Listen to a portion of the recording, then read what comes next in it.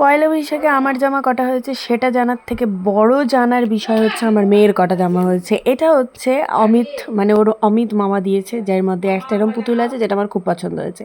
এটা হচ্ছে আমার একটা কাকিমা দিয়েছে, এর একটা বউ আছে যেটা খুব ভালো। এই গেঞ্জিটার সাথে এই প্যান্টটা যেটা আমার বাপি দিয়েছে, ভীষণ সুন্দর লাগছে দেখতে।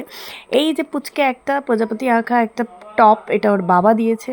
আর এই টপগুলো মানে এই সিম্পল সিম্পল জিনিসগুলো এগুলো আমি কিনেছি। বেশ সুন্দর কালারফুল জিনিস, আর গরমকালের জন্য তো ভীষণ ভালো। এগুলো সবই কটনের। কিছু কিছু অফলাইনে আছে, মানে আমি যেগুলো কিনেছি অফলাইনেই আছে, কোনোটাই অনলাইন না।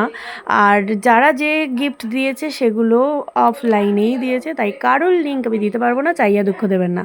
অলরেডি মেয়ের দুটো জামা পরাও হয়ে গেছে। দুটো জামার মধ্যে এই জামাটা একটা আমি পরিয়ে ফেলেছি, আর এই স্কার্টটাও পরিয়ে ফেলেছি। আর ওর ঠাম্মা ওকে দিয়েছে এই দুটো ড্রেস, এই একটা আর এই একটা। টাটা।